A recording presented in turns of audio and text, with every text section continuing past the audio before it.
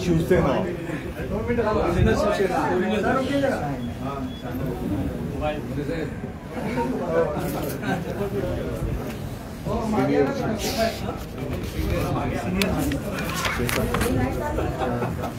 आहेत ना, शिवसैनिक आहेतच. सिनियर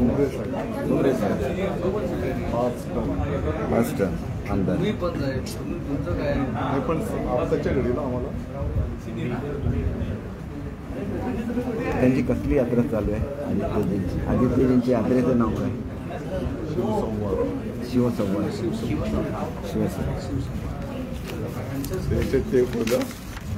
मला यात्रेचं नाव माहिती नाही. शिवसंवाद. ठीक आहे. त्यांनी मला प्रश्न विचारला होता त्या संदर्भात. शिवसंवाद सुरू करूया.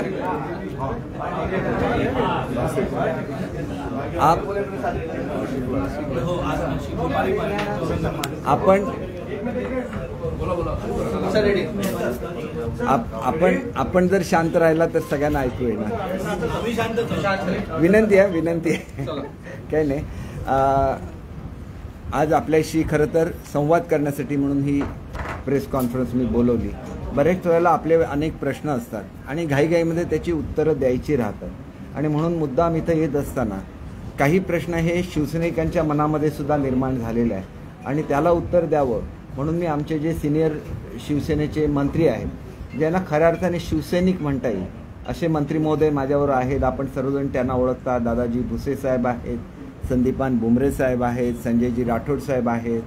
तर यांनी आपल्या वयाला जेवढी वर्ष झाली तेवढी वर्ष यांनी शिवसेनेमध्ये काम केलेलं आहे. जे लोक यांच्यावर स्टेटमेंट काढतात त्यांच्या एवढी त्यांची सिनियरिटी आहे आणि अनेक वेळेला जेलमध्ये जाऊन आलेले आहेत शिवसेनेसाठी. अनेक आंदोलनं केलेली आहेत आणि यांच्या रक्तामध्ये जर शिवसेना नाही असं म्हटलं जात असेल तर तो सर्वसामान्य शिवसैनिकाचा अपमान आहे. महाराष्ट्रातल्या प्रत्येक शिवसैनिकाचा अपमान आहे, ज्याने आपलं आयुष्य शिवसेनेसाठी वेचलं आणि ज्यांनी शिवसेना उभी केली.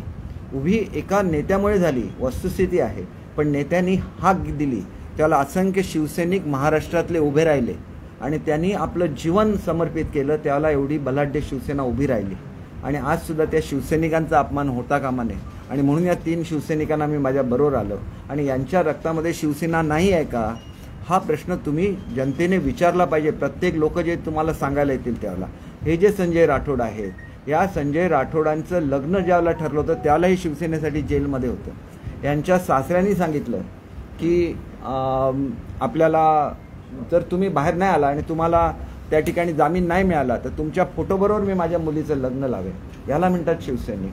70-80 ट्रक घेऊन दादासाहेब आले होते की भाजपची ती जागा होती ती सोडा आणि शिवसेनेला घ्या. बाळासाहेबांच्या एका शब्दासाठी ते हजारो शिवसैनिक परत नाशिकला परत गेले. ह्याला शिवसेना म्हणतात. बुमरे साहेबांच्या 5 टर्म्स झाल्या. किती वेळा ते जेलमध्ये गेलेत त्यांना विचारा. 5 वेळा आमदार झाले. कधी त्यांनी मंत्रिपदासाठी हट्ट केला का? याला शिवसेना म्हणतात. औरंगाबादचा लढा एक हाती ते लढत राहिले पण कधी त्यांनी मंत्रिपद मागितलेलं नाही. 5व्या टर्म नंतर त्यांना मंत्रिपद देण्यात आलं. ही सुद्धा वस्तुस्थिती आहे आणि म्हणून असा जो राहतो त्याला शिवसेना म्हणतात. आणि म्हणून त्यांच्या ह्याच्यावर शिवसेना आज तुम्ही बघितलं तर ताठमानेने उभी आहे. 1 वर्ष जेलमध्ये जाऊन आलेले आहेत बुमरे साहेब. कोणासाठी? स्वतःसाठी नाही, शिवसेनेसाठी जाऊन आलेले आहेत. आणि मग त्या शिवसैनिकांनी जर शिवसेना उभारली असेल तर त्यांच्या पक्षनिष्ठेवर शंका घेणं हे आम्हाला सगळ्यांना अतिशय मनाला लागलेलं आहे. तुम्ही किती यात्रा काढा, वेगवेगळ्या नावाने यात्रा काढा. आम्ही कधी तुमच्याबद्दल अनादराने बोललोय का? बोललेलो नाही आहे. परंतु जे प्रश्न लोकांच्या मनामध्ये संभ्रम निर्माण करायचा प्रयत्न केला त्याला मात्र आम्ही निश्चितपणे बोलणार. कारण शिवसेना ही बाळासाहेबांची आहे, बाळासाहेबांच्या विचाराची आहे. आणि म्हणून तुम्हाला सांगायचं आहे की बाळासाहेब एकवचनी होते. शिंदे साहेबांना मुख्यमंत्री पदाचं वचन दिलं गेलं होतं, ही सुद्धा वस्तुस्थिती आहे. पण त्याला त्यांनी बंड केलं का? बंड केलं नाही. त्यांना मुख्यमंत्रीपद मिळालं नाही. शिंदे साहेब शांत राहिले. आदित्यजींनी एका मुलाखतीमध्ये सांगितलेलं आहे की शिंदे साहेबांना उद्धव साहेबांनी भेटायला बोलवलं आणि सांगितलं की मी माझं मुख्यमंत्रीपद सोडतो आणि तुम्हाला देतो. त्याला त्यांच्या डोळ्यामध्ये अश्रू आले डोळ्यामध्ये अश्रू आले हे त्याच्यामध्ये काय दाखवतं की त्यांची एकनिष्ठता दाखवतं. त्यांनी काय सांगितलं, मुख्यमंत्री तुम्हीच राहा, परंतु काँग्रेस आणि राष्ट्रवादी नको, ते शिवसेनेला संपवणार आहेत. तुम्ही मुख्यमंत्री राहा, परंतु भाजप आणि सेनेची युती करा आणि त्याचे मुख्यमंत्री म्हणून तुम्ही राहा. म्हणजे त्यांनी मागणी केली होती का? मागणी केलेली नव्हती. मग त्यांची बदनामी का चाललेली आहे हा प्रश्न आहे. त्यांनी तुमच्या समक्ष सांगितलं तुम्हीच मुख्यमंत्री राहा, परंतु ही आघाडी तोडा. मग तुम्हाला ती आघाडी तोडावीशी का वाटली नाही याचं उत्तरसुद्धा तुम्ही जनतेला दिलं पाहिजे. ही सुद्धा तुमची जबाबदारी आहे.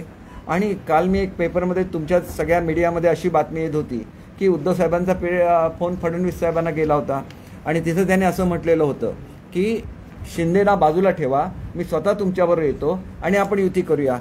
म्हणजे तुमच्या पार्टीमध्ये जे नंबर 2 आहेत, जे तुम्हाला आपल्या वडिलासमान मानतात, त्यांच्या बाबतीत तुम्ही जर असं म्हणत असाल तर आमच्यासारख्या सामान्य शिवसैनिकांचं काय होईल? त्यांनी तर अख्खा पक्ष तुम्ही त्यांच्या ताब्यात दिला होता. आमच्या विधिमंडळ पक्षाचे ते नेते अनेक वर्ष आहेत. आमच्या प्रत्येक आमदार आले तर त्यांची जेवणाची व्यवस्था सुद्धा त्यांच्या चेंबरमध्ये होती. ही वस्तुस्थिती आहे. जेवणाला काय खूप मोठं महत्त्व नाही. आमदार हॉटेलमध्ये जाऊन सुद्धा जेवू शकतात.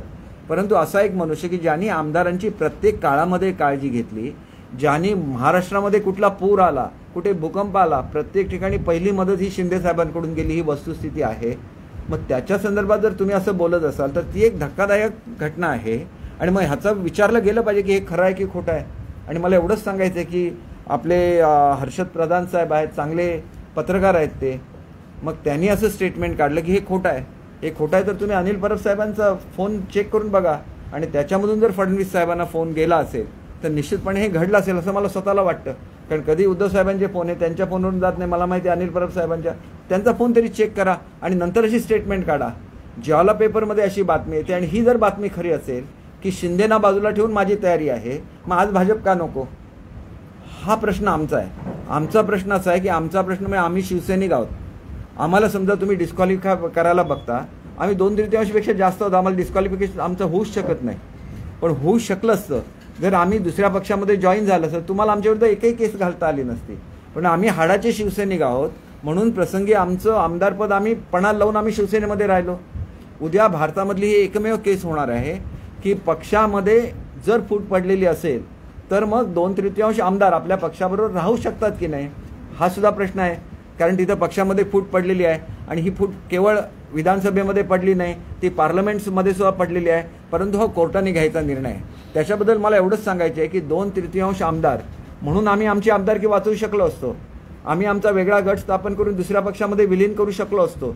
परंतु ते आमच्या रक्तामध्ये नाही आणि म्हणून याला शिवसेनेचं रक्त म्हणतात. आणि म्हणून आम्ही खरे शिवसैनिक आहोत. खरं बाळासाहेबांचे विचार घेऊन आम्ही चालतो. म्हणून आम्ही आमची आमदारकी आम्ही पणाला लावली. ही पणाला लावायची तुमच्यापैकी कोणाची हे आहे का, हिंमत आहे का? मग ती हिंमत दाखवा आणि त्याला स्वतःला शिवसैनिक म्हणा. आमचा लढा आमच्या स्वतःसाठी नाही, तो बाळासाहेबांच्या विचारासाठी आहे. बाळासाहेब म्हणायचे की गर्व से कहो हम हिंदू आहे. आणि मग ते हिंदुत्व जर तुम्ही सोडणार असाल तर मग त्या शिवसेनेला शिवसेना कसं म्हणता येईल? जिथं बाळासाहेबांचा विचार नाही ती शिवसेना नाही. जे बाळासाहेबांचा विचार पुढे घेऊन जातात ते खरे शिवसैनिक. आमचं असं ठाम मत आहे. आणि काल राहुल शेवाळेंनी सांगितलं की उद्धव साहेबांची आणि मोदी साहेबांची चर्चा चालू होती. त्यावेळेला ते जर आले असते एकत्र तर त्यांना राजीनामा द्यायला लागला असता आणि 2.5 वर्षानंतर BJPला पद द्यायला लागलं असतं. त्यावेळेला त्यांनी म्हटलं असतं की बाळासाहेबांच्या मुलाने कोणी खाली उतरवलं म्हणून. तुम्हीच जे करणार होता त्याप्रमाणे ते पद जाणार होतं भाजपकडे. आज शिंदे साहेबांनी लढा दिला म्हणून 5 वर्ष शिवसेना महाराष्ट्रामध्ये सत्तेवर राहू शकते, ही वस्तुस्थिती आहे. आणि मग ह्याचं उत्तर तुम्ही देणार नाही का? खरोखर जे राहुल शेवाळे बोलत आहेत की ही चर्चा चाललेली होती परंतु 12 आमदारांना डिस्क्वालिफिकेशन केल्यानंतर ही चर्चा मोडली, हे खरं आहे का? आणि हे जर खरं असेल तर मग एका भूमिकेशी ठाम राहिलं पाहिजे. आपण हिंदुत्वाच्या विचाराशी ठाम राहिलं पाहिजे. आणि केवळ शिंदे साहेबांनी केलं म्हणून ते चुकीचं आहे असं नाही. आणि म्हणून ही जी काय दिशाभूल चाललेली आहे, हे जे काय लोकांना भावनात्मक आव्हान करायचं चाललेलं आहे, हे कुठेतरी थांबलं पाहिजे. कारण शेवटी भावना ही वस्तुस्थितीशी जोडून पाहिजे. उद्धव साहेब आजारी होते त्यावेळेला हे बंड केलंय, साफ चुकीचं आहे. उद्धव साहेब ज्यावेळेला बरे झाले त्याच्यानंतर शिंदे साहेबांची आणि उद्धव साहेबांची भेट झालेली आहे आणि त्यावेळेला शिंदे साहेबांनी सांगितलं की तुम्ही साथ सोडा. मी तर गेले 1.25 वर्ष सांगतोय, ज्यावेळेला हे झालेलंच नव्हतं मी सांगत होतो शिवसेना संपते आहे, तुम्ही अजूनही जो आपली जे हिंदुत्वाचा विचार आहे, युती आहे, त्याच्यावर आपण जाऊया. आम्ही सगळे आमच्या तोंडाने बोलतो पण आमच्याकडे पुरावे सुद्धा आहेत ना त्याचे. म्हणून ही जे काय दिशाभूल चाललेली आहे, आज तुम्हाला असं वाटतं की पक्ष सगळे कार्यकर्ते तुमच्याबरोबर लांब जाणार म्हणून या यात्रा चालू आहेत. पूर्वी ह्या कार्यकर्त्यांना कोण भेटलंय तरी का? विचार करा ना. नाशिकमधून कार्यकर्ते आले, त्यांना कोणी भेटलंय का? यांचे औरंगाबादचे कार्यकर्ते आहेत. औरंगाबादचं पर्यटन क्षेत्र आहे, मग जेवढं सिंधुदुर्गचं पर्यटनामध्ये महत्त्व आहे तेवढंच औरंगाबादचं आहे. औरंगाबादच्या किती मिटिंग घेतल्या गेल्या याचा सुद्धा त्यांनी विचार केला पाहिजे. जनतेसमोर खरं सांगा, आम्ही तुमच्या आदरापोटी आम्ही गप्पा आहोत, कारण तुमच्या रक्तामध्ये शिवसेना आली. ही बाळासाहेबांचे तुम्ही नातू आहात म्हणून तुमच्या रक्तामध्ये शिवसेना आली, पण यांच्या रक्तामध्ये शिवसेना ही बाळासाहेबांनी भिनवलेली आहे.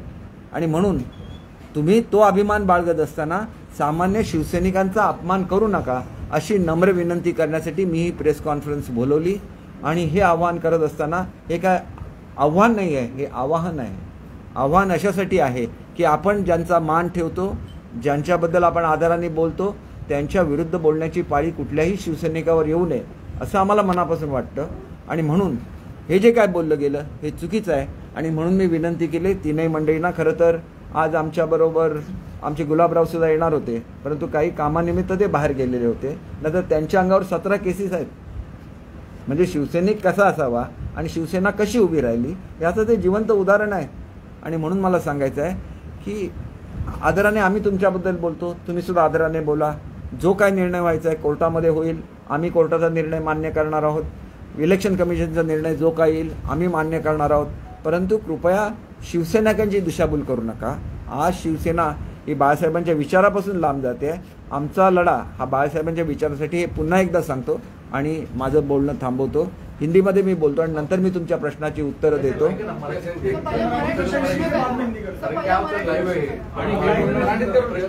एक 2 मिनिट में मैं हां तुम्ही सांगा.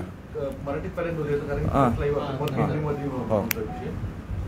साहेब फक्त प्रश्न आहे की आदित्य ठाकरे वारंवार सांगतायत की ज्यांनी बंडखोरी केली त्यांनी परत आमदारकी निवडणूक लढवण्याची हिंमत दाखवावी. हे आव्हान बघा, एवढं पोकळ हे आव्हान आहे की ज्या ज्या भागामधल्या लोकांवर अन्याय होतं, समजा माझ्यावर, मी कोकणातला आहे आणि माझ्यावर अन्याय झाला, कोकणची जनता पेटून उठणार. नारायण राणे ज्या दिवशी बाहेर पडले त्या दिवशी कोकणच्या जनतेला असं वाटलं की कोकणावर अन्याय झाला. एकूण एक शिवसेनेचे उमेदवार पडले तिथं, फक्त एक श्याम सावंत सोडले. तर एकही उमेदवार, तुम्ही कुठला तरी इतिहास सांगताय, हा तर रिसेंट इतिहास आहे ना. शेवटचं बंड नारायण राणेंचं होतं आणि त्याच्यामध्ये जेवढे 9-10 किती जे बाहेर पडले असतील त्याच्यापैकी 8 निवडून आले ना. कोणाला धमक्या देत आहे? कोणी याच्यातल्या धमक्याला घाबरत नाही.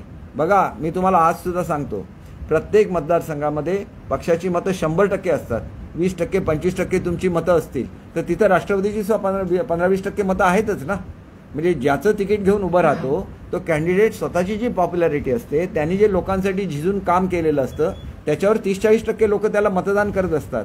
आणि जसं पक्षामुळे उमेदवार निवडून येतात त्याप्रमाणे उमेदवारामुळे सुद्धा पक्षाच्या सीट निवडून येत असतात. ही वस्तुस्थिती आहे. नाहीतर शिवसेनेने उभे केलेला प्रत्येक मनुष्य निवडून आला असता. 55 लोक का येतात? याचं कारण असं आहे की 55 लोकांना शिवसेनेची ताकद अधिक स्वतःची व्यक्तिगत ताकद मिळून ते निवडून येतात. नाहीतर इतर लोक का पडली असती, हा प्रश्न असतो. त्याच्यामुळे कोणाच्याही आणि कुठल्याही रिजनच्या तुम्ही अस्मितेला चॅलेंज करू नका. उद्या उत्तर महाराष्ट्र आहे, तिथं दादा भुसेंचं स्वतःचं स्थान आहे. तुम्ही उद्या उत्तर महाराष्ट्राचा अपमान करायला गेला, उत्तर महाराष्ट्राची जनता पेटून उठेल.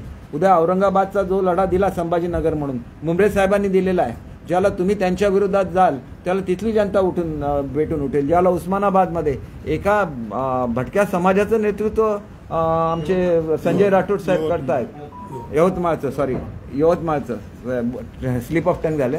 यवतमाळचं ते नेतृत्व करतात आणि त्यांचा जो बंजारा समाज आहे, अख्खा समाज तुमच्या विरोधात पेटून उठेल. तुम्ही अजून लहान आहात, तुम्हाला कल्पना नाही आहे प्रादेशिक अस्मिता काय असते. इंदिरा गांधींसारख्या आणि जवाहरलाल नेहरूंसारख्या, इंदिरा गांधींच्या काळामध्ये ज्याला प्रादेशिक अस्मितेला ठेच पोचली त्याला साऊथमधलं काँग्रेसचं राज्य निघून गेलं. NT रामाराव त्या ठिकाणी उभे राहिले. अनेक उदाहरणं आहेत त्या ठिकाणी.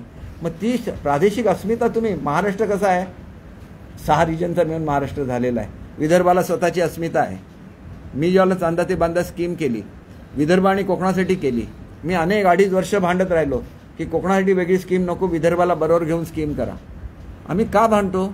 आम्हाला सुद्धा माहिती आहे की विदर्भाची अस्मिता आहे. विदर्भ सुद्धा दुर्लक्षित आहे, कोकण जसा दुर्लक्षित आहे, विदर्भ सुद्धा दुर्लक्षित आहे. आमचा लढा कशासाठी असतो? तुम्ही बघा, कालचे 4 निर्णय कोकणाचे अत्यंत महत्त्वाचे निर्णय. 10,000 शेतकऱ्यांची जमीन वाटायची होती, 2.5 वर्ष त्यांचं हे मिळालं नाही.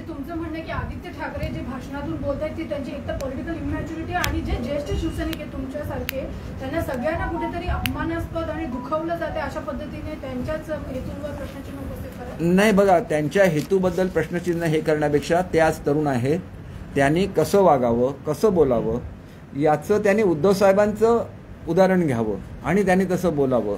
ते जर इतर नेत्यांसारखं बोलायला गेले तर ज्याप्रमाणे आपण आता मी कोणाची नावं नाही घेत, इतर लोकांनी जसं हे सगळं प्रकरण स्पॉईल केलं तसं प्रकरण स्पॉईल होईल एवढंच मला सांगायचं आहे.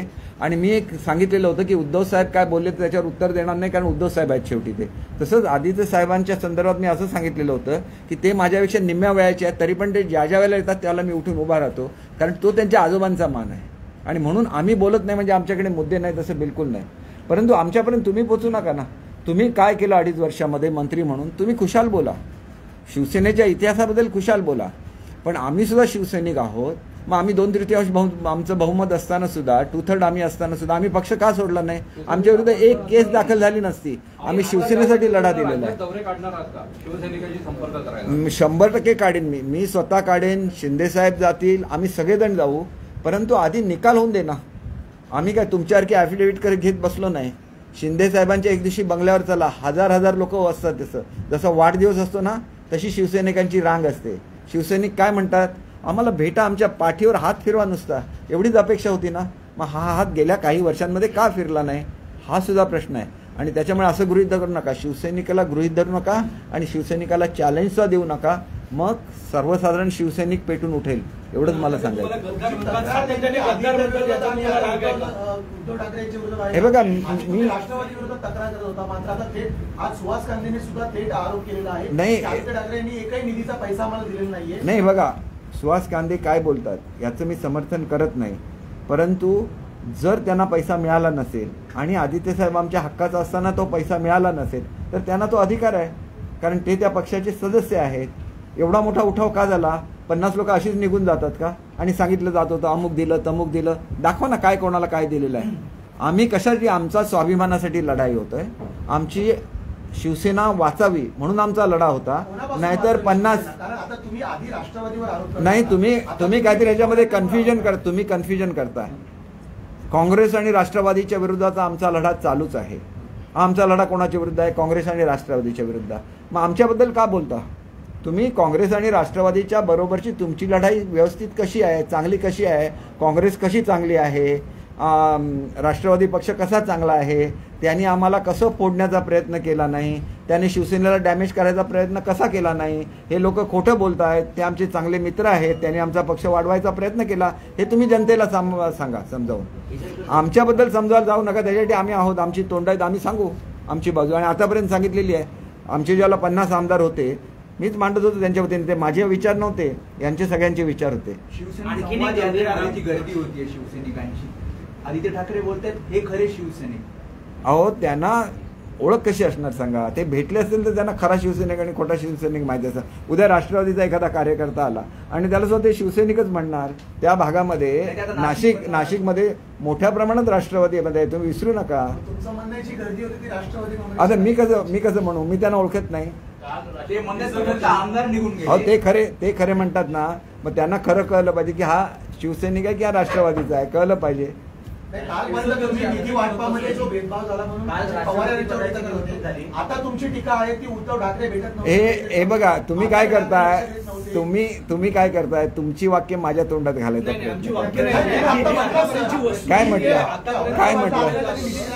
सुहास कांदे सुद्धा बोलतात नाशिकला निधी दिलं नाही. अहो, दिला नाही तर दिला नाही, त्याच्यामध्ये काय? हे आम्ही बोललेलो आहे.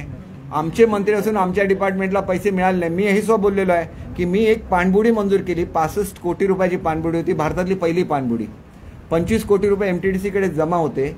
2.5 वर्षामध्ये 1 रुपया त्यातला खर्च झाला नाही.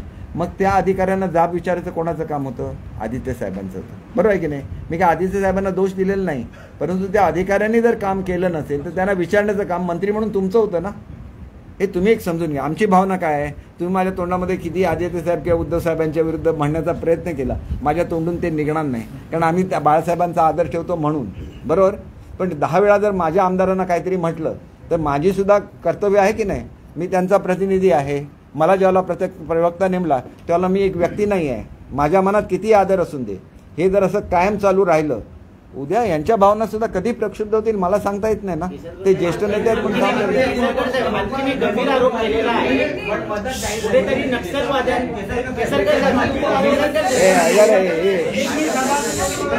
यांच्या विरोधात एक गंभीर आरोप झालेला आहे. कुठेतरी धमक्या येत होत्या.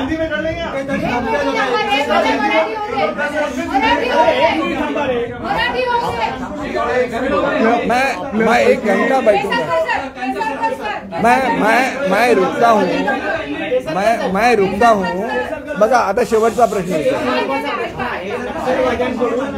एकनाथ शिंदे यांना धमक्या येत होत्या, जीवाला धोका होता आणि त्यांना झेडप्लस सिक्युरिटी देण्याचं त्या ठिकाणी सांगण्यात आलं होतं, परंतु तशी देण्यात आली नाही असं सुहास गांधींनी आरोप केलेला आहे. याची कल्पना शंभूराज देसाई यांना सुद्धा होती. याबाबत काय म्हणते? याची कल्पना जशी शंभूराजेंना होती तशी दादा भुसेंना सुद्धा होती. हा शेवटचा प्रश्न आहे.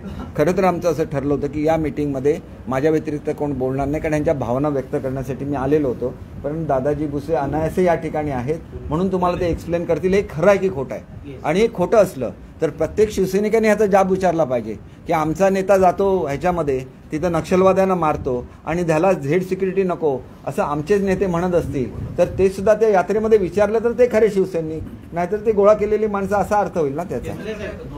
नाही आता यानं उत्तर द्या.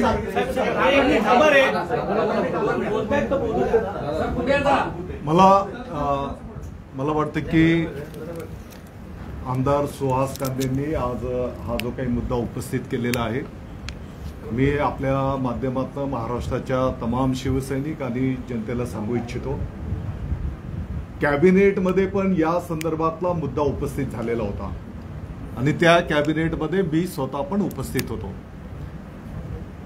जसं माननीय मुख्यमंत्री तत्कालीन उद्धवजी ठाकरे साहेबांनी माननीय नामदार एकनाथ शिंदे साहेबांवर गडचिरोली जिल्ह्याची पालकमंत्री म्हणून जबाबदारी दिलेली होती, आपल्याला सगळ्यांना ज्ञात आहे. तत्कालीन पालकमंत्री म्हणून कार्य करीत असताना आपल्याला माहिती आहे की जे काही नक्षलिस्ट आहेत त्यांना समाजाच्या मुख्य प्रवाहामध्ये आणणं, जे प्रवाहाच्या बाहेर टोकाच्या भूमिका घेऊन नागरिकांना छळ करतायत, त्रास देत आहेत, त्यांच्यावर धडक कारवाई करणं, ही मोहीम मोठ्या प्रमाणात राबवली गेली. आणि त्या काळामध्ये ज्या काही नक्षलिस्ट संघटना आहेत त्या संघटनांनी एकत्रितपणे येऊन शिंदे साहेबांच्या संदर्भामध्ये काही गंभीर निर्णय त्यांनी केलेले आणि या विषयाच्या संदर्भामध्ये कॅबिनेटमध्ये पण चर्चा झालेली आहे. आणि त्या पार्श्वभूमीवर एकनाथ शिंदे साहेबांना मोठ्या प्रमाणात सिक्युरिटी देण्याची आवश्यकता आहे या संदर्भात कॅबिनेटमध्ये पण चर्चा झालेली होती आणि त्या कॅबिनेटला मी पण उपस्थित होतो. त्यावेळेस काय सांगितलं? आणि म्हणून मला असं वाटतं की हा जो काही मूळ विषय आहे हा आजच्या बैठकीचा आपल्या सर्वांना माहिती आहे की छत्रपती शिवाजी महाराजांना आदर्श मानून हिंदुहृदय सम्राट शिवसेना प्रमुख माननीय बाळासाहेब ठाकरे साहेबांनी शिवसेना स्थापन केली. हजारो लाखो शिवसैनिकांनी स्वतःच्या रक्ताचं पाणी केलं, घाम गाळला, शिवसेना प्रमुखांच्या आदेशानुसार शिवसेना संघटित केली, उभी केली. धर्मवीर आनंद दिघे साहेबांना प्रेरणा मानून अनेक एकनाथजी शिंदे साहेबांच्या सारख्या कार्यकर्त्यांनी जीवाचं रान केलं आणि शिवसेना उभी राहिलेली हे सगळा महाराष्ट्र जाणतो. लाखो शिवसैनिकांच्या जीवावर आमच्यासारखे कार्यकर्ते या पदापर्यंत येऊन पोचलेले आहेत, ही वस्तुस्थिती आहे. असं असताना मला असं वाटतं की त्यांना तुम्ही एका क्षणामध्ये गद्दार बोलणार, त्यांची निर्भत्सना करणार, ही गोष्ट बरोबर नाही. ज्या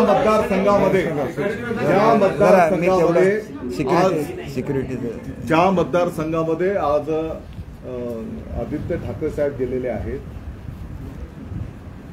तिथले स्थानिक आमदारांनी जे मुद्दे उपस्थित केलेले आहेत की बाबा आपलं सरकार असताना, आपले माननीय मुख्यमंत्री महोदय असताना त्या मतदारसंघाच्या विकासाच्यासाठी काय काय निधी दिला गेला, त्याने किती पाठपुरावा केला. मला वाटतं की हे पण तेवढेच महत्वाचे विषय आहेत ना. ज्या लोकांच्या जीवावर तो लोकप्रतिनिधी निवडून आलेला असतो त्याचं उत्तरदायित्व आहे ना त्या भागाच्या जनतेचे प्रश्न सोडवणं, त्या भागाचा विकास साध्य करणं. तर त्यावेळेस तुम्ही काय त्याचं योगदान दिलेलं आहे हे पण उत्तर दिले गेले पाहिजे. आणि सिक्युरिटीच्या संदर्भामध्ये मला वाटतं की जो काही मुद्दा उपस्थित करण्यात आलेला आहे याचं ज्या मंत्री महोदयांना याचे फोन आले होते ते त्याचा खुलासा करतील.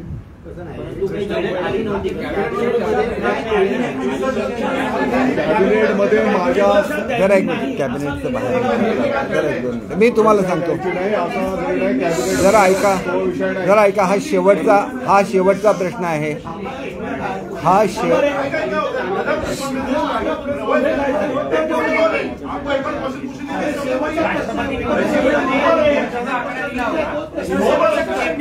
जरा आपण एक 2 मिनिटं थांबा लुके. नाही शेवटचा प्रश्न वगैरे काही नाही. एक मिनिट, लेट मी कन्क्लूड. नाही कॅबिनेटचं हे बघा, माझं 1 मिनिट ऐका, ऐकून घ्या आता. हे बघा, कॅबिनेटमध्ये चर्चा झाली इतकं बोलता येतं. कॅबिनेटमध्ये काय निर्णय झाले हे कॅबिनेटच्या बाहेर बोलता येत नाही. त्याच्यामुळे त्याला गोपनीयतेची शपथ घेतली असती ते बोलू शकणार नाहीत. परंतु ज्या मंत्री महोदयांना फोन आलेला होता सकाळी 8 वाजता त्यांनी तो काय त्याच्यामध्ये सिक्रेसी काही नाही आणि त्याच्यामध्ये असं सांगण्यात आलं होतं की झेड सिक्युरिटी देऊ नका. का देऊ नका? तर तुमच्या प्रश्नाचं उत्तर मिळालेलं आहे, पुरेसं आहे. आणि तुम्हाला खात्री पाहिजे असेल तर मी शंभूराजे देसाईंना इथं उपस्थित ठेवतो पुढच्या प्रेस कॉन्फरन्सला. आणि ते बोललेलं आहे. तुम्हाला माहिती आहे, अहो तुम्हाला माहिती आहे कशाला विचारता? मला माहिती आहे.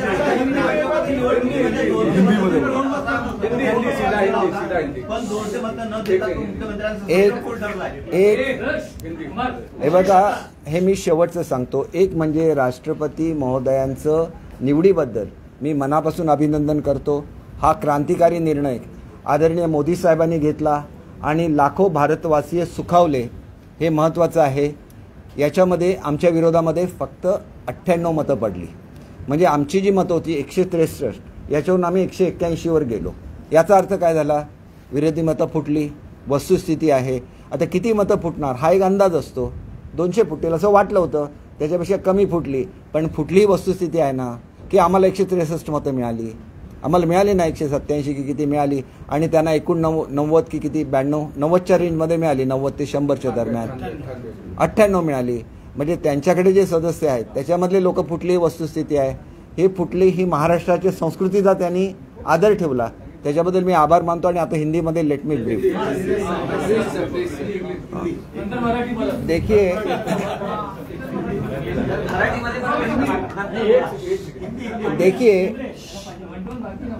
आजकल एक यात्रा चल रही है महाराष्ट्र में और उसमें ऐसे बोला जा रहा है कि ये जो लोग हैं, मतलब हम जो लोग हैं, उनके ब्लड में शिवसेना है ही नहीं.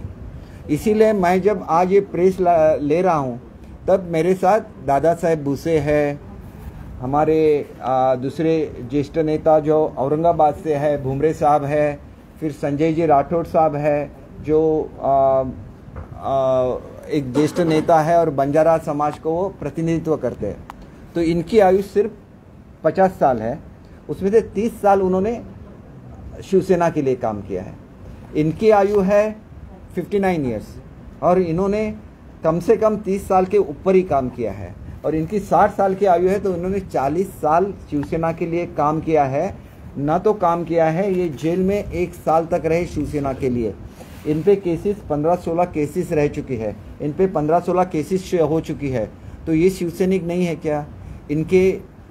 इनका जो खून है उसमें शिवसेना नहीं है क्या? उसमें बाला साहब के विचार नहीं है क्या? आप उनके पोते हैं इसलिए आप में अपने आप आ जाता है. लेकिन इनके खून में बाला साहब ने ये ऊर्जा पैदा की. उनके खून में बाला साहब ने ये शिवसेना का खून पैदा किया है. तो उनका अपमान मत कीजिए. इतनी ही रिक्वेस्ट करने के लिए मैं पहली ये रिक्वेस्ट करता हूँ. दूसरी, ये यात्रा के दरमियान उनके खिलाफ तो मैं कुछ नहीं बोलूँगा, लेकिन ये यात्रा के दरमियान जो मुद्दे उठाए जा रहे हैं उसके बारे में ये मैं बोलना चाहूँगा. और ये आम शिवसैनिक है और आदमी महाराष्ट्र का जो आम आदमी है उससे एक सवाल करना चाहूँगा, क्या पक्ष प्रमुख जी ने शिंदे साहब को मुख्यमंत्री बनाने का आश्वासन दिया था क्या?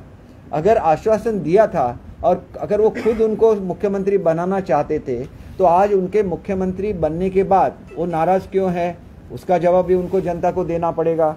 दूसरी बात ये है कि आदित्य जी ने एक बार ऐसे प्रेस कॉन्फ्रेंस में बोला था कि शिंदे साहब को उद्धव साहब ने बुलाया था और उनको ऐसे बोला था कि मैं मुख्यमंत्री पद से उतर जाता हूं और आप मुख्यमंत्री बन जाए। तो उनके आंख में आंसू आ गए। उन्होंने बोला कि मैं आपको मुख्यमंत्री पद से नीचे उतारने के बारे में सोच भी नहीं सकता। मेरा इतना ही कहना है कि कांग्रेस और राष्ट्रवादी शिवसेना को खत्म कर रही है, तो आप उनका साथ छोड़ दीजिए और आप ही रहिए पद पे, लेकिन बीजेपी के साथ हम लोग सरकार बनाएंगे। तो ये बोलना कुछ गलत बात थी क्या? और उसी शिंदे साहब को आप इसी शब्द में बोलेंगे तो ये शब्द योग्य है क्या? आप अगर उनको गद्दार बोलेंगे या दूसरा कुछ बोलेंगे तो वो आपसे भी ज़्यादा उद्धव साहब से लॉयल थे। तो ये बात आपको समझ लेनी चाहिए कि आप ऐसे मत बोलिए किसी को जिन्होंने अपनी पूरी जिंदगी गंवाई है शिवसेना को बड़ा करने के लिए, कि उनके बारे में ऐसे शब्द नहीं होने चाहिए। दूसरी चीज़ तो ये है कि एक बीच में न्यूज़ आइटम आया था कि उद्धव साहब का फ़ोन गया था फडणवीस साहब को और उन्होंने ऐसा बोला कि आप शिंदे साहब को छोड़ दीजिए, मैं पूरी शिवसेना लेके बीजेपी के साथ युति करने के लिए तैयार हूँ।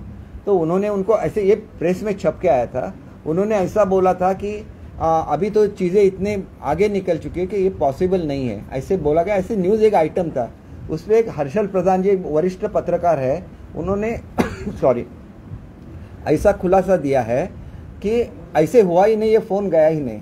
तो मैं हर्षद जी से एक विनती करूंगा कि कभी कभी उनके जो बहुत करीबी लोग होते हैं उनके मोबाइल से ऐसे फ़ोन किया जाता है, तो आप अनिल परब जी का भी फ़ोन चेक कीजिए और अगर आपको उसमें दिखेगा कि फडणवीस साहब का नाम दिखेगा तो आप समझ लीजिए कि हर कोई चीज़ आपको बोल के नहीं की जाती। अगर वो रहेगा तो आप समझ लीजिए कि ये बात हो गई और ऐसी बात हो गई तो वो अच्छी बात है क्या? ये सवाल मुझे शिवसैनिकों को पूछना है कि एक शिवसैनिक बन रहा है मुख्यमंत्री तो उसको बाजू में रखो और हम लोग इकट्ठा आ जाएंगे, ये भी बात हमें सही नहीं लगती। और शिंदे साहब के पक्ष में मैं उनका प्रवक्ता हूं तो मुझे भी ये सोचना है कि ये अच्छी बात है क्या? जो शिंदे साहब आपके खुद के हैं और वो मुख्यमंत्री बनना आपका सपना था, तो ये बात सही है क्या? इसके बारे में भी सोचना चाहिए। दूसरे हमारे जो राहुल शेवाले जी है, जो हमारे parliament K leader of the house है, लीडर ऑफ द पार्टी है, तो उन्होंने एक बात कही थी कि मोदी साहब के साथ डायलॉग चल रहा था उद्धव जी का, और ये डायलॉग क्यों ख़त्म हुआ? तो 12 लोग जो निष्कासित किए गए, उनको सस्पेंड किया गया असेंबली से, बीजेपी के लोगों से, इससे बात अटक गई, ऐसे उनका कहना था। तो इसमें सच क्या है वो भी लोगों के सामने आना चाहिए। अगर आप ही बीजेपी के साथ जाना चाहते थे तो उस वक्त तो आपको पद छोड़ना पड़ता। फिर आपने जो कमेंट किया है कि बाला साहब के लड़के को पद से नीचे उतारा गया, आप वैसे भी राजीनामा अपना रेजिग्नेशन देने वाले थे, तो फिर ये बातें क्यों हो रही है? लोगों को भड़काया क्यों जा रहा है ये सब बोल के? ये मेरा सवाल है। और अगर ये झूठ है तो आप बोल दीजिए कि ये झूठ है, मेरी बातें नहीं हो रही थी, वो बोलने का भी आपको ये है। लेकिन आप अगर बीजेपी के साथ जुड़ना चाहते थे और अगर शिंदे साहब जुड़ जाए तो आपको जो करना था वही उन्होंने करके दिखाया है, तो आपको उनके साथ रहना चाहिए, उनको अपना आशीर्वाद देना चाहिए, इतना ही हमारा कहना है। और यही करने के लिए मैं आया। आप चाहे जितनी यात्राएं निकालना चाहते निकाले, उसमें भीड़ इकट्ठा करना कोई बड़ी बात नहीं रहती है। वो शिवसैनिक असली शिवसैनिक है या किसी और पक्ष के कार्यकर्ता है या सामान्य नागरिक है, कोई नहीं बोल सकता। लेकिन एक अट्रैक्शन रहता है, एक बड़ी व्यक्ति आती है, राज साहब की जब सभाएं होती है तो 50-50 हज़ार लाख की भीड़ हो जाती है। तो ये भी महाराष्ट्र में देखा हुआ है। तो इसका मतलब ये हो सकता है कि मन से कि इतने आदमी चुन के आ जाए। एक समय ऐसा था कि उनके 18-20 MLA चुन के आए थे, लेकिन वो भी इक्वली पॉपुलर है। तो कितनी भीड़ जमा होती है, इससे आप वोटों का हिसाब नहीं कर सकते। ये जो हमारे MLA जीत के आते हैं, उन्होंने अपना पसीना बहाया हुआ रहता है उस कॉन्स्टिट्यूंसी में, वो लोगों के लिए उनका प्यार वो हासिल करते हैं। पार्टी का टिकट तो अलग होता है, हर पार्टी के खुद के एक बेसिक वोट्स रहते हैं। जैसे शिवसेना के है, वैसे NCP के है, वैसे ही कांग्रेस के है, वैसे भी MNS के है। तो ये सब वोट्स रहते हैं। उसमें जब अपने उम्मीदवार की पॉपुलैरिटी शामिल हो जाती है तो रिजल्ट आ जाता है। बीजेपी के में बहुत सारे बेसिक वोट्स है, 20-25% होगी शायद मोदी जी के साथ। फिर भी उम्मीदवार के थोड़े तो मत होने चाहिए तो जीत के आता है। फिर आप उनको इस तरह से क्यों बुलाते हैं? ऐसा है क्या कि आप बोलते कि जो शिवसेना से निकल गया वो जीत के आता नहीं है? बिल्कुल झूठ बात है। देखिए, नारायण राणे साहब बाहर निकल गए शिवसेना से, तो मैं कोंकण को बिलीव करता, कोंकण से हूँ, तो कोंकण के जनता को ऐसे लगा कि हमारी जो स्वाभिमान है उसको ठेस लग गई। फिर क्या किया उन्होंने कि नारायण राणे साहब के जो सब उम्मीदवार है जो कांग्रेस से खड़े हुए थे, हर एक जीत के आए। एक खाली श्याम सावंत जीत के नहीं आए, बाकी सबके सब जीत के आए। क्योंकि वो मुद्दा लेके गए कोंकण की जनता के सामने कि मैं कोंकण का मुख्यमंत्री था, मुझे निकाला गया, तो कोंकण की जनता उनके पीछे रह गई, शिवसेना के पीछे नहीं रही। ये हकीकत है। आप क्या बोलते कि जो भी शिवसेना के साथ, ये इतिहास हो गया। इतिहास में मत रहिए, वर्तमान में आइए। और वर्तमान यही है कि लोग अगर हिंदुत्व चाहते हैं तो हिंदुत्व चाहने वाले लोगों का एक वोट रहता है। वो एक पार्टी के जो विचारधारा है, हिंदुत्व एक विचारधारा है, न कि किसी कौम के बारे में है। हिंदुस्तान पे जो जो आदमी प्यार करता है, उस धरती माँ से प्यार करता है, वो हिंदू है। ऐसी डेफिनेशन बाबा साहब करते थे, तो वही डेफिनेशन लेके हम अपना हिंदुत्व चला रहे हैं। हम लोग आज हिंदुत्ववादी पार्टी के साथ है, तो हमारी क्या गलती है? समझिए, हम अगर ऐसा चाहते हैं कि हम पे कोई डिस्क्वालिफिकेशन नहीं आए या कोई केस नहीं चले, तो हमारी 2/3 मेजोरिटी थी, हम लोग कभी भी बाहर निकल सकते थे। हम असली शिवसेना है, इसलिए हम बाहर नहीं निकले, क्योंकि सब शिवसैनिक हमारे साथ है। ये हमारी पार्टी है, तो हमें इस पार्टी से कौन निकालेगा? तो एक भारतवर्ष में पहली बार हुआ है। कितनी बार पार्टियां टूट चुकी है, लेकिन उन्होंने दूसरी पार्टियां ज्वाइन की। लेकिन महाराष्ट्र में ऐसा नहीं हुआ। 2/3 होने के बावजूद भी हम शिवसेना में रहे, क्योंकि हम शिवसैनिक है। ये पार्टी हमारी है और पार्टी के सब सदस्य हमारे साथ है। पार्टी के पार्लियामेंट के सदस्य सब शिंदे साहब के साथ है या बाला साहब के विचार के साथ है। तो ये हमको अगर हमारी आप हमें गद्दार क्यों बोल रहे हैं? हमने दूसरी पार्टी ज्वाइन की है क्या? हम शिवसैनिक है, हमें ये राइट है। आपने बाला साहब के विचारों के लिए लड़ा नहीं दिया है, आपने कांग्रेस और एनसीपी के साथ हाथ मिलाया है। हमने उस विचारों के लिए लड़ा दिया है। तो ये लड़ाई हमारी कायम रहेगी। वो बाला साहब के विचारों की लड़ाई है, हम ये लड़ाई कायम रखेंगे और शिंदे साहब के नेतृत्व में कायम रखेंगे और हमें न्याय मिल जाएगा। क्योंकि ओरिजिनल शिवसेना पार्टी हम है, ये हमारा ना के केवल दावा है। शिंदे साहब ने एक ऑफिशियल खत दिया है इलेक्शन कमीशन को। जो भी फैसला है इलेक्शन कमीशन में हो जाएगा, कोर्ट में हो जाएगा। आप रोज रोज क्या बात कर रहे हैं? कोर्ट में जो बात चल रही है उसके खिलाफ कोई नहीं बोलना चाहिए, क्योंकि उस पर इफेक्ट हो जाता है। इलेक्शन कमीशन को अपना निर्णय देने दीजिए, फिर ये प्रूव हो जाएगा कि हम ही असली शिवसेना है और हम शिवसेना के असली आमदार है, असली खासदार है, और हम ये प्रूव करके रहेंगे। एक सवाल ये है कि मैटर है ना, सुप्रीम कोर्ट में सब्स्टिट्यूट मैटर है और आपकी शिवसेना है, यहाँ पर सिंबल। देखिए, मैं आपको एक थोड़ा सा रोकता हूँ। ये मैटर सुप्रीम कोर्ट में नहीं चल रहा है, ये मैटर इलेक्शन कमीशन के सामने चल रहा है। तो मैं कोर्ट में जो चल रहा है उसके बारे में मैंने एक भी कमेंट नहीं किया। मैंने इतना ही आपको लीगल पोजीशन बता दी कि हम ऐसा चाहते कि हमारे खिलाफ एक भी केस नहीं हो, तो 2/3 होने के हिसाब से हम लोग दूसरा पार्टी ज्वाइन कर सकते थे, हम पे एक भी केस नहीं होता। लेकिन ये हिस्ट्री बन गई पूरे इंडिया में, और इसके लिए बेंच कॉन्स्टिट्यूट हो रहा है, लार्जर बेंच कॉन्स्टिट्यूट होने दीजिए, उनके सामने जाएगा तो ये पता चल जाएगा कि हम ही असली शिवसेना है।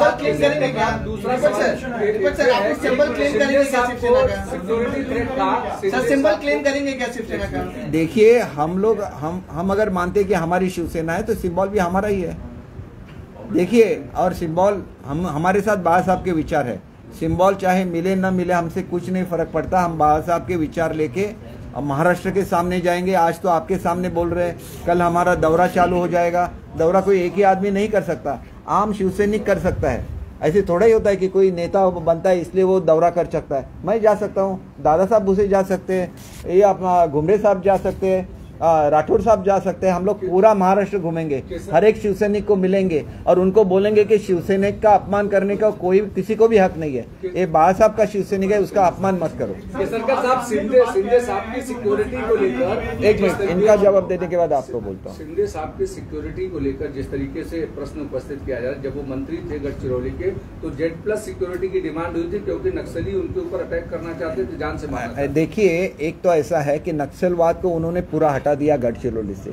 आज एक भी लड़का नक्सल में ये नहीं होता है, भर्ती नहीं होता है, वो उनकी कामयाबी है। लेकिन इनके साथ ही जो लोग सरेंडर नहीं हो रहे थे उन पे पुलिस एक्शन लिया गया और ये जो लड़ाई हुई उसमें करीब 20 के ऊपर लोग मारे गए और इसकी वजह से उनको एक थ्रेट था और वो थ्रेट था वो उनको था, इसलिए उनको जेड सिक्योरिटी देना बहुत जरूरी था। लेकिन हमारे एक राज्य मंत्री है, उनको सुबह 8 बजे किसी का फोन आ गया कि उनको जेड सिक्योरिटी नहीं देना है। किसका फोन था इसके बारे में मैं बोलूंगा नहीं, लेकिन फोन आ गया, ये सच्चाई है। और वो जो राज्य मंत्री है उन्होंने मुझे खुद बोला है, शिंदे साहब के सामने बोला है कि मुझे फोन आ गया, ये हकीकत है। और उनको जेड सिक्योरिटी क्यों नहीं देनी है, उन्होंने तो अच्छा काम किया है, वो गढ़चिरौली के पालक मंत्री है, उन पे नज़र है। और देखिए ये जो होता है इसको एक इंटरनल सिक्योरिटी की मीटिंग होती है, तो इंटरनल सिक्योरिटी की मीटिंग भी अगर 2-2 साल नहीं होती है, तो मैं भी खुद रह चुका हूँ उसकी MOS होम, तो मुझे उसकी अहमियत मालूम है कि इंटरनल सिक्योरिटी की अहमियत क्या होती है। उसमें सेंट्रल एजेंसीज होती है, स्टेट की पूरी एजेंसीज होती है, और ये जो सब थ्रेट की वगैरह बातें होती है वो उसमें चलती है। तो किसी को फिर फ़ोन करने का सवाल नहीं आता। इंटरनल सिक्योरिटी की मीटिंग हो जाती तो उसमें ये फैसला ही हो जाता कि उनको जेड सिक्योरिटी चाहिए, क्योंकि सेंट्रल एजेंसीज भी बोलती कि उनको थ्रेट है। जो नक्सलवाद के खिलाफ लड़ता है उसको थ्रेट तो रहता ही रहता है, ये मैं खुद जानता हूँ। लेकिन ऐसी बहुत सारी बातें गवर्नमेंट में होती है जो हम आपके सामने नहीं बोल सकते, क्योंकि हमने एक शपथ ली होती है कि हम ये किसी को डिस्क्लोज नहीं करेंगे। तो इतना तो होता है कि ये इंटरनल सिक्योरिटी की मीटिंग होती है, ये तो एक नियम है। अगर वो नहीं होती है तो उसके बाहर जाके वो फैसला होता है। नहीं हुई इसलिए बाहर एक चीज आ गई होगी, इतना ही मैं पार्टी के तौर पर जो भी एसेट्स हैं, पार्टी के तौर पे जो भी एसेट्स है शिवसेना के, अगर अगर अगर आपकी पार्टी को मान्यता इलेक्शन कमीशन से मिलती है तो सिंबल हुआ, सेना भवन हुआ, या पार्टी के जितने भी एसेट्स हैं उन पर भी आपका अधिकार होगा क्या? हमारी सबसे बड़ी एसेट बाला साहब के विचार है, और वो एसेट हमारे लिए इतनी बड़ी है कि इसके लिए हम लोग 10 नए ऑफिस बना देंगे। आप उसकी चिंता मत कीजिए। बाला साहब के विचारों के साथ जो भी आएगा जुड़ेगा उसके साथ हम लोग रहेंगे। एक सवाल ये है कि आप लोगों के आरोप लगते रहे हैं कि इससे पहले की जो शिवसेना थी या मंत्रिमंडल का विस्तार हो, ये सारी चीजें, उसके लिए उन्हें दिल्ली नहीं जाना पड़ता था। शिंदे साहब को क्या वजह कि बार बार दिल्ली जाना पड़ता है और हर चीज की जानकारी देनी? अगर आप असली शिवसेना है तो आप देखिए मैंने एक चीज आपको बताई है कि हम जब तक अकेले थे मैंने बोला था कि आप आज भी कांग्रेस और एनसीपी के साथ आपका जो आघाड़ी है वो तोड़ दीजिए, हम लोग और सब जो 50 लोग हैं वापस आ जाएंगे महाराष्ट्र में। हमने बोला था, खुद बोला था। लेकिन मैंने ये भी बोला था कि कल आप हमको बोलेंगे वापस आ जाओ तो हम नहीं आ सकेंगे। उस वक्त हम दूसरे किसी के साथ जुड़ जाएंगे, फिर उनका ओपिनियन भी हमें लेना पड़ेगा। जाहिर सी बात है हम युति में हैं तो सरकार बनाते समय या तो मंत्रिमंडल बनाते समय या तो कुछ निर्णय लेने के समय, बीजेपी नेशनल पार्टी है तो उनका हेडक्वार्टर है दिल्ली में, अभी एनसीपी का हेडक्वार्टर तो यहीं पे है। लेकिन जब सोनिया जी से बात हो रही थी तो जाते थे ना, ये जो सब लीडर्स है संजय राउत और सब, वो सोनिया जी के घर पे जाते थे, तब आप लोगों ने कुछ नहीं बोला उनको। लेकिन हम एक बार दिल्ली गए, वो भी सीएम साहब गए, तो आप बड़ा ये कह, सीएम साहब गए क्यों? पीएम साहब से मिलने, होम मिनिस्टर साहब से मिलने, वो तो उनका कर्तव्य ही है, उसमें कोई बड़ी बात नहीं है। दीपक जी आप बोले कि सिंबल आपका है, उद्धव ठाकरे जी ने बोला है कि उनकी तीर से सारे कागज निकाल देंगे, धनुष की जरूरत पड़ेगी, यानी कि सिंबल वो क्लेम कर रहे हैं। देखिए वो धनुष बाण जिसको बाला साहब के विचार नहीं है, वो धनुष बाण किसी काम का नहीं है जब तक बाला साहब उसके पीछे नहीं है। तो धनुष बाण एक सिंबल हो गया। जैसे मैं पहले कांग्रेस का प्रेसिडेंट था तो हमारे पास वो बैलों की जोड़ी थी सिंबल, बाद में वो गाय वासुरू आ गया, मतलब बाद में उसको हाथ आ गया, तो हमने पहुंचा ना लोगों तक। मैं जब एनसीपी में शामिल हुआ तो हमारा सिंबल गया, हमको घड़ी मिल गई, हमने पहुंचा ही ना लोगों तक। तो यही बात है।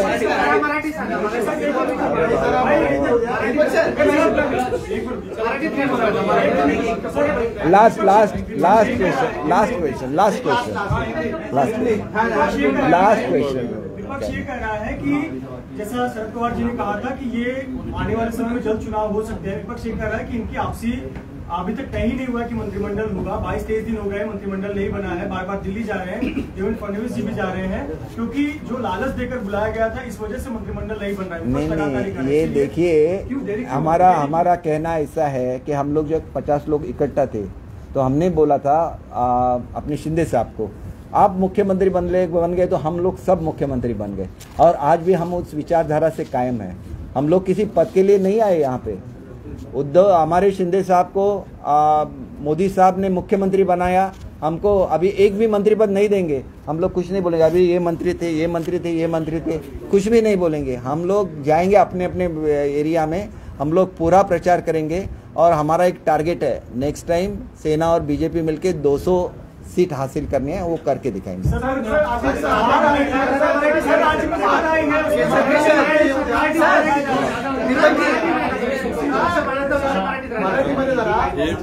मी सांगतो हे बघा, धनुष्यबाण ह्याच्यामधला जेवढा धनुष्य महत्वाचा आहे तेवढाच बाण महत्वाचा आहे, पण त्याच्यापेक्षा अधिक महत्वाचा हा बाळासाहेबांचा त्याच्यामागे असलेला विचार आहे। त्याच्यामुळे धनुष्यबाण कुठे जातो याच्यापेक्षा बाळासाहेबांचा विचार कुठे जातो याला जास्त महत्त्व आहे। आणि काँग्रेस आणि राष्ट्रवादीबरोबर जाऊन बाळासाहेबांचा विचार टिकवता येणार नाही, ह्याच्यासाठी आमचा लढा आहे। तो लढा आम्ही देत राहणार। आणि तुम्हाला मी एक गोष्ट सांगतो, आता मला हिंदीच्या पत्रकारांनी विचारलेलं होतं की तुम्ही ह्याच्यावर क्लेम करणार का, त्याच्यावर क्लेम करणार का। आम्ही कुठल्याही प्रॉपर्टीसाठी हा लढा दिलेला नाही। बाळासाहेब ही आमची सगळ्यात मोठी प्रॉपर्टी आहे आणि बाळासाहेबांचे विचार ही आमची सगळ्यात मोठी प्रॉपर्टी आहे आणि त्याच्यासाठी आमचा लढा आहे, तो लढा आम्ही कायम ठेवू।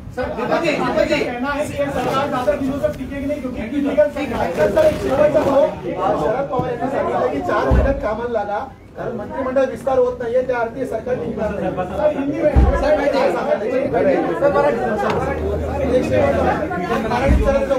हे बघा, साऊथ मधलं एक राज्य आहे, साऊथ मधल्या राज्यामध्ये 2/3 जास्त बहुमत त्यांना आहे। त्याचे मुख्यमंत्री 3 महिने नुसते एका माणसाची कॅबिनेट होती, 3 महिने ते चालवत होते आणि आमच्या 2 माणसांनी 1 महिना तुम्हाला वाईट वाटायला लागलं चालवल्यानंतर। आणि बघा, पवार साहेबांच्या बद्दल मी काहीच बहुत सिंपल क्वेश्चन है, एक लाइन में जवाब दे दीजिएगा। जो सिंबल है वो किसका है, उद्धव जी का है कि आपका, एकनाथ शिंदे जी का, किसका सिंबल है? देखिए, सिंबल से ज्यादा बाला साहब के विचार ज्यादा अहमियत रखते हैं और हमारी लड़ाई बाला साहब के विचारों के लिए है। तो सिंबल तो हमें ही मिल जाएगा, सिंबल तो हमें ही मिल जाएगा क्योंकि हम असली शिवसेना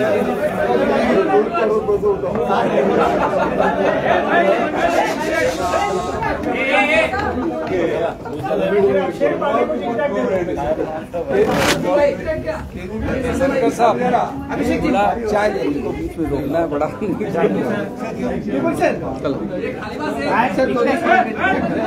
ठीक है